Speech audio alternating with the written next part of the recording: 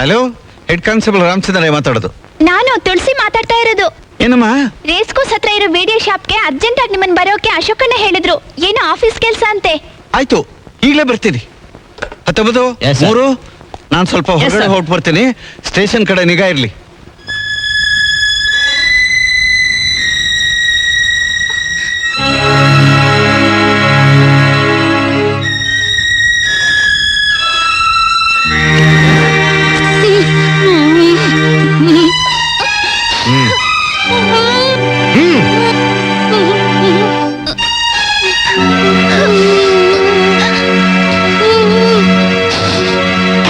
ಏನ್ ಹೇಳ್ತೀನಿ ಅಂದ್ರೆ ಈಗ ವಿಚಾರ ಗೊತ್ತಾಗ್ಲಿಲ್ಲ ಆವಾಗ. ಅರೆ ತುಳಸಿ, ಏನಮ್ಮ ಈಗ ನಾನು ಹೆಡ್ಡು ಹೊರಗಡೆ ಹೋದ್ರು? ಪರವಾಗಿಲ್ಲ, ಇವತ್ತು ನನ್ನ ಹುಟ್ಟಿದ ಹಬ್ಬ. ಸ್ವೀಟ್ಸ್ ಮಾಡ್ದೆ, ನಿಮ್ಗೆಲ್ಲ ಕೊಟ್ಬಿಟ್ಟು ಹೋಗೋಣ ಅಂತ ಬಂದೆ. ಕೊಡಮ್ಮ, ಇಷ್ಟೊಂದು ಅಭಿಮಾನ ಇಟ್ಕೊಂಡು ಇಲ್ಲಿಗೆ ಬಂದಿದ್ಯಾ? ಬೇಡ ಅನ್ನಕ್ಕಾಗತ್ತೆ, ಕೊಡು ಕೊಡು.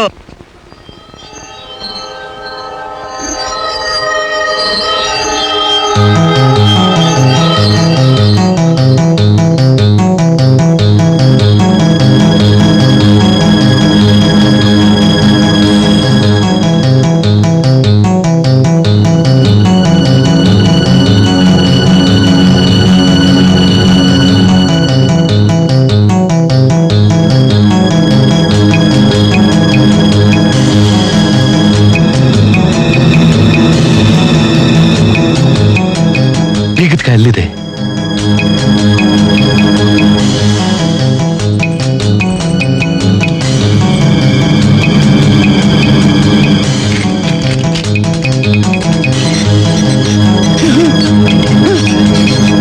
ಅಣ್ಣ ಅಣ್ಣ ಅಣ್ಣ, ನಿಮ್ ಮಾತಂತೆ ಕೇಳಿದ್ದೀನಲ್ಲ, ನಮ್ ತಾಯಿನ್ ಬಿಟ್ಬಿಡಿ. ಅಮ್ಮ, ನಿನ್ನ ಬಿಟ್ಬಿಟ್ರೆ నువ్వు ఊరుకుంటావా? ప్రతాపత్ర పోయి చెప్తావు. చూడమ్మా, 3 దినాలు నువ్వు పాయి ముచ్చుకొని ఉంటే 4ನೇ దినాలు మీ అమ్మ మీ ఇంటికి జీవంతವಾಗಿ వస్తుంది, సరేనా? ಈ ವಿಷಯನ ಯಾರ ಹತ್ರನಾದ್ರೂ ಬಾಯ್ ಬಿಟ್ರೆ ನಿನ್ ತಾಯಿ ಹೆಣ ನಿಮ್ ಮನೆ ಹೊಸ್ಲಲ್ಲಿರುತ್ತೆ, ಹುಷಾರ್. తెలిసిందా?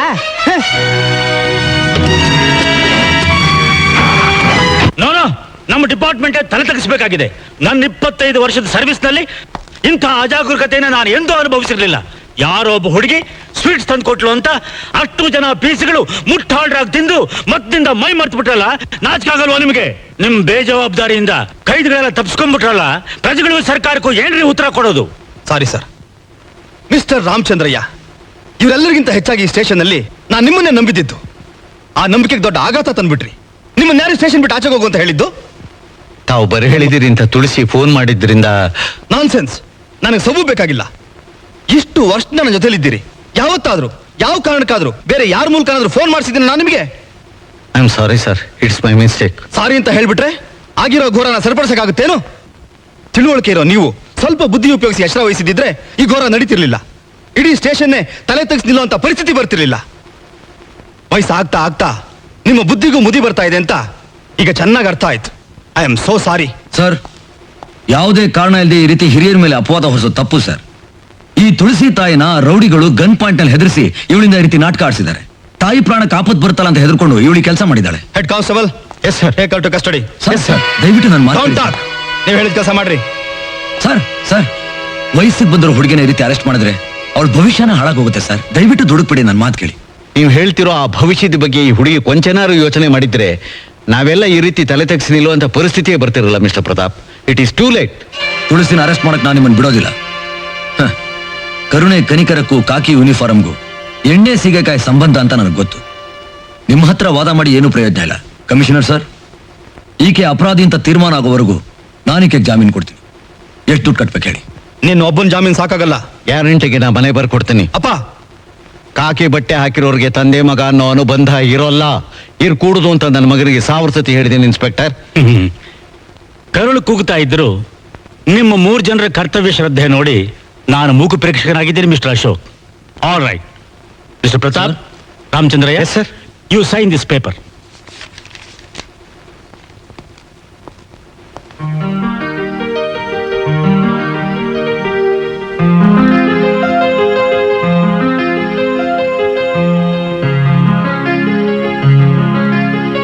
Thank you sir.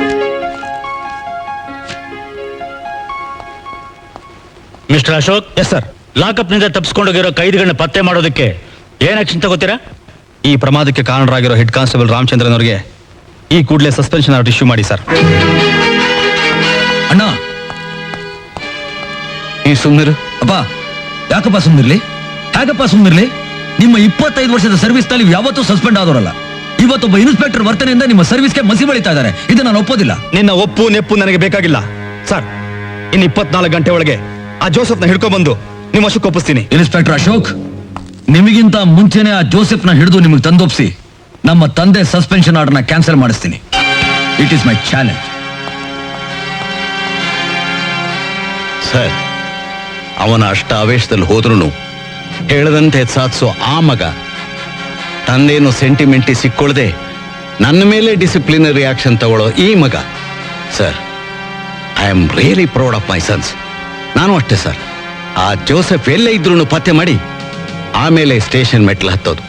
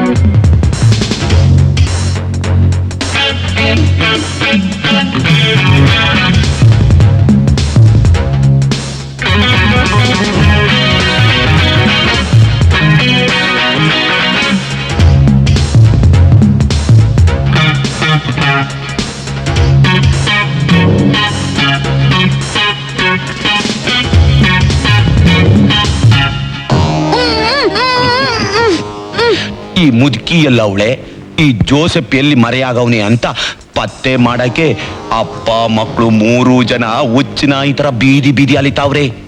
ಅವ್ರು ಇಲ್ಲಿಗೆ ಬಂದ್ರು ಬರ್ಬೋದು. ಅದಕ್ ಮುಂಚೆ ಈ ಮುದುಕಿನ ಬೇರೆ ಕಡೆ ಸಾಗಿಸಿ. ಸರಿ ಸರ್. ಜೋಸೆಫ್, ತಕ್ಕೋ ಏರ್ ಟಿಕೆಟು, ಅರ್ಜೆಂಟ್ ಆಗಿ ಸಿಂಗ್ಪುರಕ್ಕೆ ಹೊಂಟೋಗು. ಇದ್ರಾಗೆ ಹಣ ಐತೆ. ಈ ಬಿಸಿ 6 ಗಂಟೆ ಸಿಂಗ್ಪುರದಾಗೆ ಮಜಾ ಮಾಡ್ಕೊಂಡಿದ್ ಬಿಡು. ಹೊಲ್ಡು ಬೇಗ. ಒರೇ ಆದಿ, ಏಮನು? ನಮ್ ಮಾರುತಿ ವ್ಯಾನ್ನ ಆ ಹುಡುಗಿ ತುಳಿಸಿ ಗುರ್ತಿಟ್ಕೊಂಡವಳೆ. ಅವರಿಗೂ ತಿಳಿಸಿರ್ತಾಳೆ. ಅದಕ್ಕೆ ಈಗಿಂದೀಗ್ಲೇ ಆ ವ್ಯಾನಿನ ಬಣ್ಣ, ನಂಬರ್ ಪ್ಲೇಟು ಬದಲಾಯಿಸು. ಆ ಕೆಲಸ ಮುಗಿತಿದ್ದಂಗೆ ಈ ಮುದುಕಿನ ಬೇರೆ ಕಡೆ ಶಿಫ್ಟಿಂಗ್ ಮಾಡೋ ಕಾರ್ಯಕ್ರಮ ಇಟ್ಕೊಳ್ಳಿ. ಪಾರ್ಲಾ ರಂಜಿತಾ.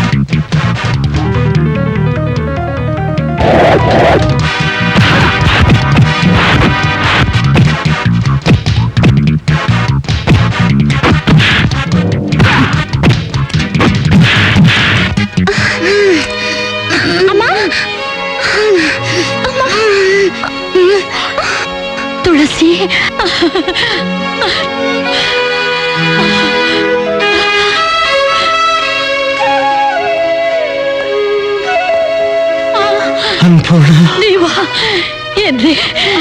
ಏನು ಅಂದ್ರೆ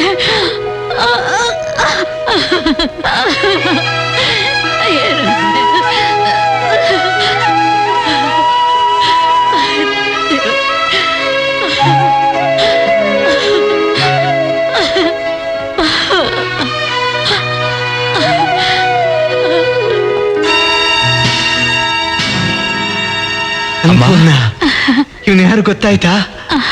ನಮ್ ಹಿರಿಮಗ ಅಶೋಕ್, ನಮ್ ಕಿರಿಮಗ ಪ್ರತಾಪ್. ಇವಳು ನಿಮ್ ತಂಗಿ ತುಳಸಿನಪ್ಪ.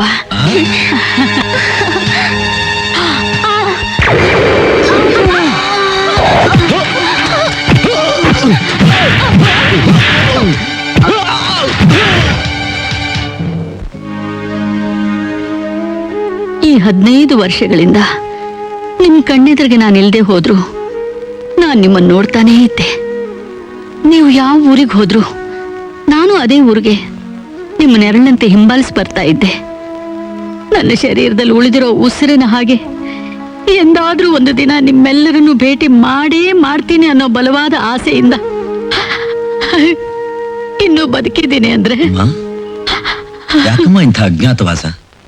ಯಾಕಮ್ಮ ನಿನಗಿಂತ ಕಷ್ಟದ ಜೀವನ? ಸ್ವಂತ ತಂಗಿನೇ ನಮ್ಮನೇಲಿ ಕೆಲಸ ಮಾಡ್ಕೊಂಡಿರೋವಾಗೋಯ್ತಲ್ಲಮ್ಮ. ಯಾಕಮ್ಮ ಅಂತ ಕರ್ಮ? ಏನಾಯ್ತು ಅಂತ ಹೇಳಮ್ಮ. ನಾನು ಹೇಳ್ತೀನಿ. ಬೆಟ್ಟದಪುರದಲ್ಲಿ ನಾನು ಕಾನ್ಸ್ಟೇಬಲ್ ಆಗಿ ಕೆಲಸ ಮಾಡ್ತಿದ್ದ ದಿನಗಳು.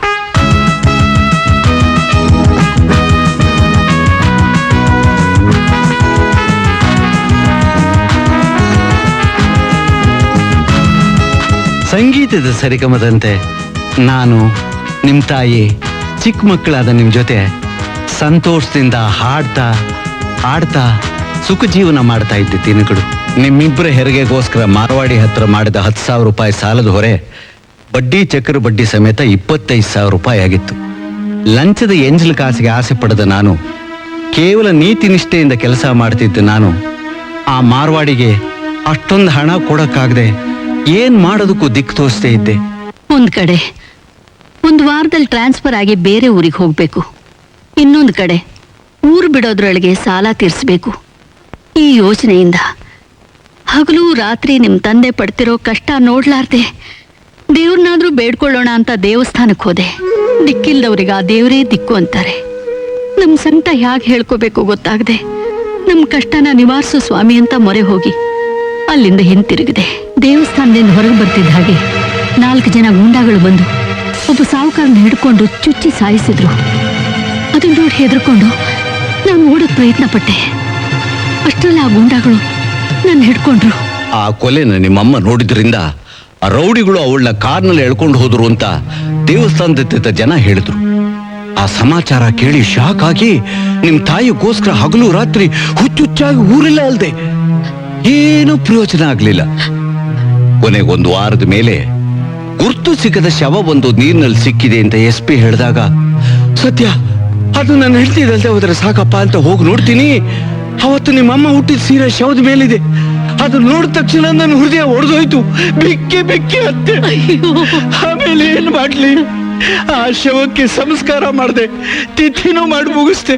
ಅವತ್ತು ನಾನು ಮನೆಗೆ ಬಂದಿದ್ದೆ ರೀ. ಏನು ಅವತ್ತು ನೀ ಮನೆಗೆ ಬಂದಿದ್ಯಾ? ನಾನ್ ಬದುಕಿದ್ದೀನಿ ಅಂತ ಹೇಳೋಕೆ ಅವಸರದಿಂದ ಮುನ್ನುಗ್ಗಿದೆ. ಅಷ್ಟರಲ್ಲಿ ಯೋಚನೆ ಚೋಡೋ ರಾಮಚಂದ್ರಯ್ಯ, ಸತ್ತೋಗಿರೋ ತುಮ್ಹಾರ ಹೆಂಡತಿ ತಮ್ದು ಕಷ್ಟ ಪರಿಹಾರ ಮಾಡ್ಬಿಟ್ಲು. ಈ LIC ಏಜೆಂಟು ಒಳ್ಳೆ ಮನಸ್ಸಿನಿಂದ ಅವಳ ಹೆಸರಿಗೆ ಮಾಡಿದ್ದ ಇನ್ಸೂರೆನ್ಸ್ ಕಾ ಪೈಸಾ 25,000 ರೂಪಾಯಿ ತಮ್ಗೆ ಸಿಗೋ ಹಾಗೆ ಮಾಡಿದ್ದಾರೆ. ಛೀ ಪಾಪಿ, ಜೀವನ ಹಂಚ್ಕೊಳ್ಳೋ ಹೆಂಡತಿ ತೀರ್ಕೊಡ್ಲು ಅಂತ ನಾನ್ ಸಂಕಟ ಪಡ್ತಾ ಇದ್ರೆ ನಿನ್ ಸಾಲ ತೀರ್ತು ಅಂತ ಸಂತೋಷ ಪಡ್ತಾ ಇದೀಯಾ? ಒಂದ್ ವೇಳೆ ನಿಮ್ದು ಹೆಂಡತಿ ಬದುಕಿದಿದ್ರೆ ನಿಮ್ದು ಜೈಲು ಕೂಳ್ ತಿನ್ಬೇಕಾಗಿರೋದು ಗೊತ್ತಾ? ನಾವು ಕಸರತ್ ಮಾಡಿ ಸಾಲ ತೀರ್ಸೋ ಹಾಗೆ ಮಾಡಿದ್ದಕ್ಕೆ ಸಂತೋಷ ಪಡೋದ್ ಬಿಟ್ಟು ನಮ್ಗೆ ಬೈತಾ ಇದೀಯಾ? ಲಾಲ್ ಅವರೇ, ಸ್ವಲ್ಪ ಸಮಾಧಾನವಾಗಿರಿ. ರಾಮಚಂದ್ರಯ್ಯ, ಆ ಮಹಾತಾಯಿ ಹೋಗಿ ನಿನ್ನ ಸಾಲ ತೀರಿಸಿದ್ಲು ಅಂತ ತಿಳ್ಕೊಬೇಡ. ಸತ್ತು ನಿನ್ನ ಗೌರವ ಮರ್ಯಾದೆ ಉಳಿಸಿದ್ಲು ಅಂತ ತಿಳ್ಕೊ. ಹೌದು ಕಣಯ್ಯ, ಆ ಸೀತಾ ಮಾತೆ ರಾವಣಾಸುರನಿಂದ ಹಿಂತಿರುಗಿ ಬಂದಾಗ ಅವಳನ್ನೇ ಅಗ್ನಿ ಪರೀಕ್ಷೆ ಶೀಲ ಪರೀಕ್ಷೆಗೆ ಈಡು ಮಾಡಿದ ಗಂಡು ಪ್ರಪಂಚ ಕಣಯ ಇದು. ನಿನ್ನ ಹೆಂಡತಿ 10 ದಿವಸಗಳ ಕಾಲ ಆ ರೌಡಿಗಳ ಜೊತೆಯಲ್ಲಿ ಇದ್ದು ಹಿಂತಿರುಗಿ ಬಂದಿದ್ದಿದ್ರೆ ಈ ಸಮಾಜದ ಜನ ಆಕೆನ ಪತಿತೆ ಕುಲಟೆ ಅಂತ ಹೀಯಾಳಿಸಿ ಅವಮಾನ ಮಾಡಿ ಪ್ರತಿನಿತ್ಯ ಸಾಯಿಸ್ತಾ ಇದ್ರು. ಈ ಅಪನಿಂದೆ ಕ್ಯಾನ್ಸರ್ನ ಹಾಗೆ ನಿಮ್ಮಿಬ್ಬರನ್ನು ಬದುಕಿರೋವರೆಗೂ ಕಿತ್ತು ತಿನ್ನೋದು. ಆ ಪರಿಸ್ಥಿತಿಲಿ ನಿಮ್ ಮುಂದೆ ಬರ್ಲಾರ್ದೆ ಹೋದೆ. ಅಕಸ್ಮಾತ್ ಬಂದ್ರೆ ಸಾಲ ತೀರ್ಸೋಕ್ಕಾಗಲ್ಲ. ಸಾಲದಕ್ಕೆ ಅಪನಿಂದನೆ ಬೇರೆ ತಲೆ ಮೇಲೆ ಬೀಳುತ್ತಲ್ಲ ಅಂತ ಹೆದರಿ ಪ್ರತಿದಿನ ಪ್ರತಿ ಕ್ಷಣ ತತ್ತರಿಸ್ತಾ ಕೊನೆಗೆ ಆತ್ಮಹತ್ಯೆ ಮಾಡ್ಕೊಳ್ಳೋಣ ಅಂತಾನೂ ಪ್ರಯತ್ನ ಮಾಡಿದೆ ರೀ. ಆದ್ರೆ ಆ ಸಮಯದಲ್ಲಿ ನನ್ನ ಹೊಟ್ಟೆಲಿದ್ದ ಮಗು ನನ್ ಕಟ್ಟಾಕ್ಬಿಡ್ತು ರೀ. ಸರ್, ಇಷ್ಟು ವರ್ಷಗಳು ನನ್ನ ಹೆಂಡತಿ ತೀರ್ಕೊಂಡ್ಲು ಅಂತ ತಿಳ್ಕೊಂಡಿದ್ದೆ. ನಿಮ್ಮ ಏಜೆಂಟ್ರು ಅದನ್ನು ನಂಬಿ ನನ್ನ ಶ್ರೀಮತಿಗೆ ಬರಬೇಕಾದ 25,000 ರೂಪಾಯಿನ ಸಿನ್ಸಿಯರಾಗಿ ಕೊಡಿಸಿದ್ರು. ಅದೃಷ್ಟವಶಾತ್ ನನ್ನ ಶ್ರೀಮತಿ ಬದುಕಿದ್ದಾಳೆ. ಅದೀಗ ತಾನೇ ಗೊತ್ತಾಯ್ತು. ಇಷ್ಟಾದ ಮೇಲೆ ತಮ್ಮ ಆಫೀಸಿನ ಹಣ ದುರುಪಯೋಗ ಆಗಬಾರ್ದು ಅಂತ ಬಡ್ಡಿ ಸಮೇತ ಅದನ್ನು ವಾಪಸ್ ಕೊಡ್ತಾ ಇದ್ದೀನಿ. ದೇವ್ರು ನಿಮ್ಗೆ ಒಳ್ಳೇದು ಮಾಡ್ಲಿ. ನಿಂತ್ಕೊಳ್ಳಿ, ಅಲ್ಲೇ ನಿಂತ್ಕೊಳ್ಳಿ.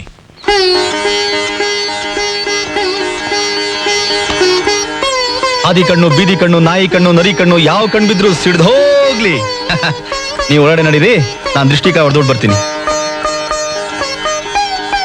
ಅನ್ಪೂರ್ಣ, ಇವಳು ಪದ್ಮಿನಿ ಅಂತ ನೀನ್ 2ನೇ ಸೊಸೆ ಆಗೋಳು. ಮಹಾಲಕ್ಷ್ಮಿ ಇದ್ದಾಗಿದ್ದೀಯಮ್ಮ. ಅಮ್ಮ, ನೀವು ಕನ್ನಡಕ ಹಾಕೊಳ್ಳೇಬೇಕು. ಯಾಕಪ್ಪ ಹಾಗಂತೀಯ? ಇವಳನ್ನ ಹೋಗಿ ನೀವು ಮಹಾಲಕ್ಷ್ಮಿ ಅಂತಿದ್ದೀರಲ್ಲ, ಮಹಾಕಾಳಿ ಅನ್ನಿ. ನೋಡಿ ಮಾವಯ್ಯ. ಯಾಕೋ ಅವಳು ಗೋಳುಕೋತೆ?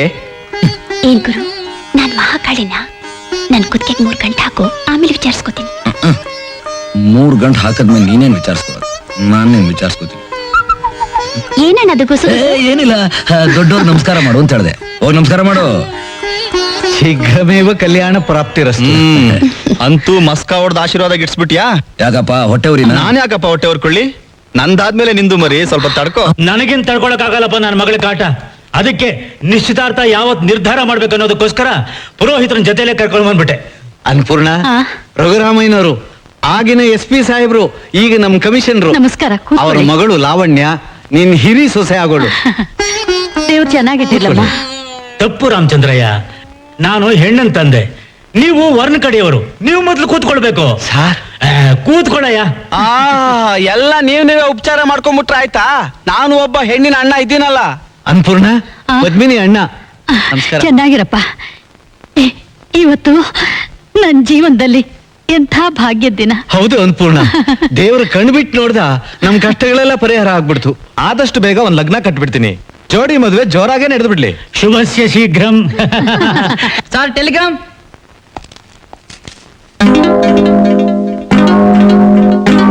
ಏನು ಅದು ಟೆಲಿಗ್ರಾಮ್? ಅಪ್ಪ, ಗುಡ್ ನ್ಯೂಸ್. ನಮ್ಮ ಪೊಲೀಸ್ ಡಿಪಾರ್ಟ್ಮೆಂಟ್ನ ಚರಿತ್ರೆಯಲ್ಲಿ ಸುವರ್ಣಾಕ್ಷರಗಳಿಂದ ಬರೆದಿಡಬೇಕಾದಂಥ ಸಂದರ್ಭ ಇದು. ಪ್ರಥಮವಾಗಿ best inspector mister Ashok Kumar.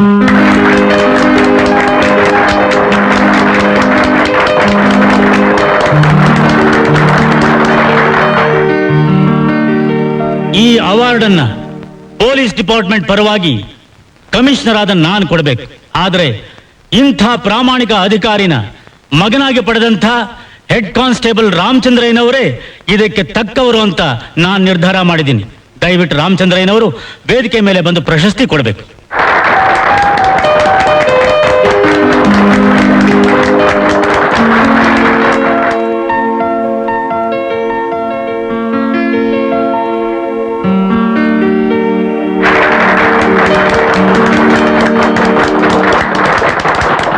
Bank robbery ಕೇಸ್ನಲ್ಲಿ ತನ್ನ ಪ್ರಾಣನೂ ಲೆಕ್ಕಿಸದೆ ದ್ರೋಹಿಗಳ ಜೊತೆ ವೀರಾವೇಶದಿಂದ ಹೋರಾಟ ಮಾಡಿ ನಮ್ಮ ಇಲಾಖೆಗೆ ಸಹಾಯ ಮಾಡಿದಂಥ ಮಿಸ್ಟರ್ ಪ್ರತಾಪ್ಗೆ ಬೆಸ್ಟ್ ಸಿವಿಲಿಯನ್ ಅಂತ ಲಯನ್ಸ್ ಕ್ಲಬ್ನವರು ನೀಡಿದ ಚಿನ್ನದ ಪದಕವನ್ನ ಈಗ ಕೊಡ್ತಾ ಇದ್ದೇವೆ. ಮಿಸ್ಟರ್ ಪ್ರತಾಪ್, ದಯವಿಟ್ಟು ವೇದಿಕೆ ಮೇಲೆ ಬರಬೇಕು.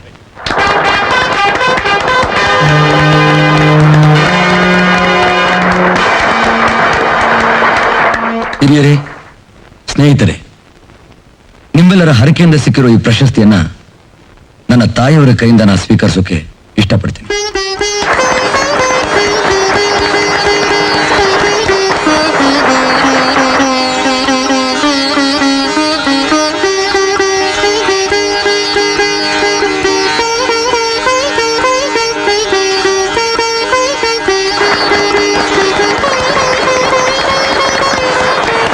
ಫಸ್ಟ್ ಹೆಡ್ ಕಾನ್ಸ್ಟೇಬಲ್ ಮಿಸ್ಟರ್ ರಾಮಚಂದ್ರಯ್ಯನವರಿಗೆ ಬೆಳ್ಳಿ ಪದಕ, ಪೊಲೀಸ್ ಇಲಾಖೆ ಪರವಾಗಿ ಮಿಸ್ಟರ್ ಅಶೋಕ್ ಕುಮಾರ್, ಪಬ್ಲಿಕ್ ಪರವಾಗಿ ಮಿಸ್ಟರ್ ಪ್ರತಾಪ್ ಇಬ್ಬರು ಸೇರಿ ಪ್ರಶಸ್ತಿ ನೀಡ್ತಾರೆ.